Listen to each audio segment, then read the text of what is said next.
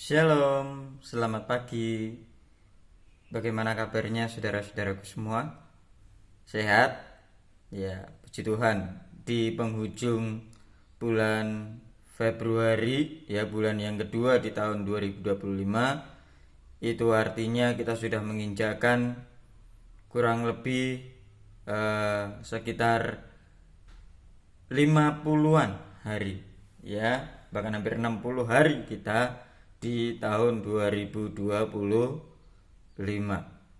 Nah, saudaraku yang kasih Tuhan, beberapa hari ini saya ketika belajar bersama-sama dan mengajar di sekolah, itu ada satu pelajaran yang membuat saya merenungkan pelajaran ini berkali-kali sebelum saya mengajar, ya, yaitu di dalam Lukas pasal yang ketujuh, ya. Lukas pasal yang ketujuh ayat yang pertama sampai dengan ayat yang ke-10 ada dua bagian, lalu ayat 11 sampai seterusnya, ya, sampai ayat yang ke-17. Apa itu?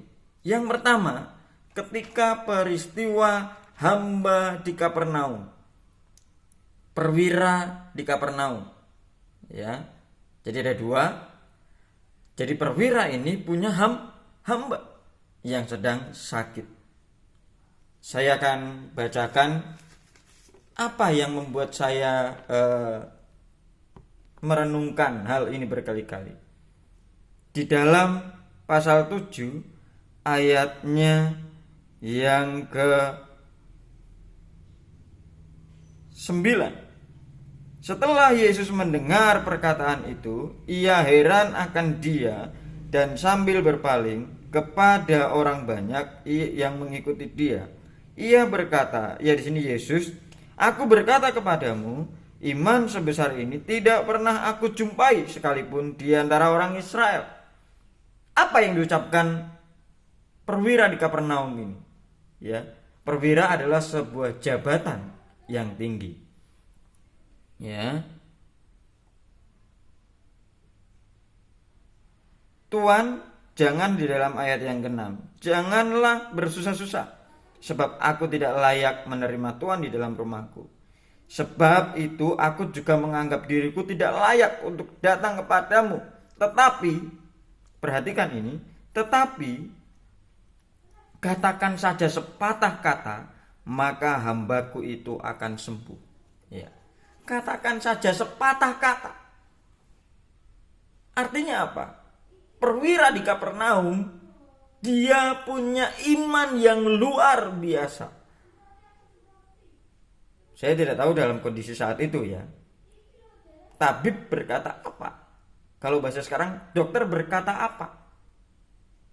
Banyak di antara kita saudara yang mungkin sudah menyerah ketika mendengar kata-kata dokter bilang, ini tidak bisa disembuhkan, ini tinggal tunggu waktu saja, ini tinggal beberapa hari saja, atau mungkin ia bisa disembuhkan tapi tahapan-tahapan yang cukup lama. Dengar seperti itu, kita sudah down. Dengar seperti itu, kita sudah mulai, alah ya wes lah, aku ra iso apa-apa. Mungkin ini sudah kehendaknya Tuhan. Tetapi saudaraku yang kasih Tuhan, pagi hari ini saya ingin katakan bahwa Tuhan ingin melihat hatimu. Tuhan ingin melihat imanmu seberapa besar. Dan apa yang terjadi ketika perwira di Kapernaum itu memiliki iman yang besar, ya, iman yang betul-betul berpaut kepada Tuhan, hamba itu sembuh. Tuhan ingin melihat iman kita, saudara. Apapun yang kita alami hari-hari ini, mari kita terus berpegang pada janji Tuhan bahwa Tuhan tidak akan pernah meninggalkan engkau. Jangan malah ketika kita menghadapi situasi-situasi yang sulit, Kita justru meninggalkan Tuhan, kita justru lupa akan janji Tuhan. Ada beberapa tokoh Alkitab yang memang hidupnya itu diuji sama Tuhan. Abraham, Ayub, ya kan? Dan banyak sebagainya. Apalagi? Siapa lagi, saudara? Ada banyak begitu tokoh-tokoh Alkitab yang hidupnya mungkin seolah-olah penuh penderitaan, tapi justru itu membuat dia naik level. Saudara, sakit apa yang kau alami hari-hari ini? Penderitaan apa yang kau alami hari-hari ini? Ingat, Tuhan ingin melihat imanmu. Jangan dulu katakan, Allah ya wis lah, seolah-olah kita menyerah, tidak ada harapan. Tapi justru perkatakanlah hal-hal yang positif. Bersama Tuhan kita pasti bisa. Hal yang kedua yang membuat saya merenungkan ini, dan sebelum saya ajarkan justru apakah saya sudah melakukan ya seperti apa yang Yesus lakukan. Yang kedua, ketika di dalam ayat yang ke-11 sampai ayat yang ke-17, di situ kisah tentang Yesus punya bela rasa di situ. Yesus punya, kalau bahasa gampangnya, dia punya simpati di situ kepada janda di Nain. Janda ini memiliki anak tunggal dan dia mati, sakit dan akhirnya mati, anak satu-satunya.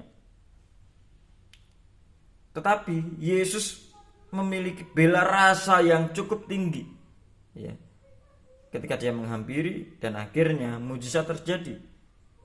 Anak itu bangkit kembali. Nah, saudara yang kasih Tuhan,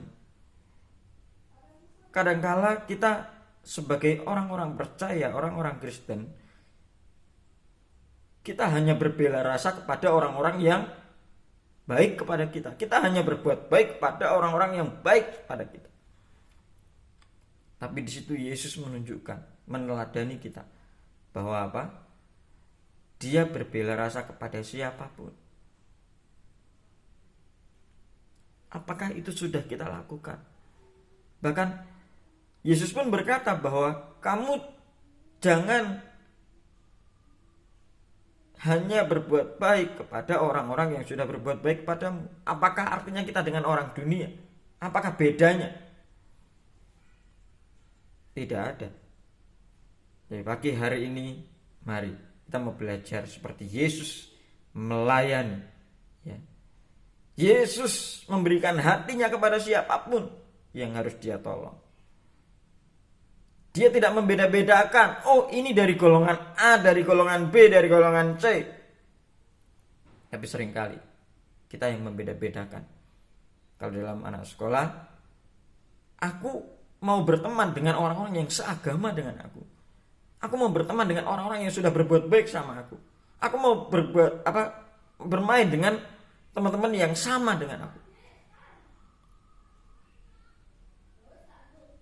Tidak seperti itu. Ya, Tuhan datang untuk semua manusia. Justru ketika kita bersimpati kepada orang lain, ketika kita menolong orang lain, sama seperti apa yang dilakukan orang Samaria, justru disitulah orang lain melihat mujizat Tuhan. Orang lain bisa merasakan bahwa ternyata aku juga ditolong sama Tuhan lewat orang ini.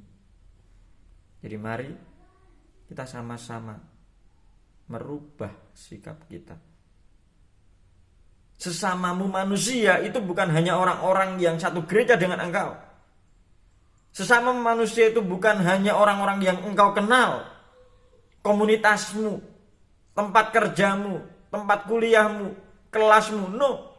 Sesama manusia, orang-orang di luar sana yang tidak engkau kenal, itu juga sesama manusia.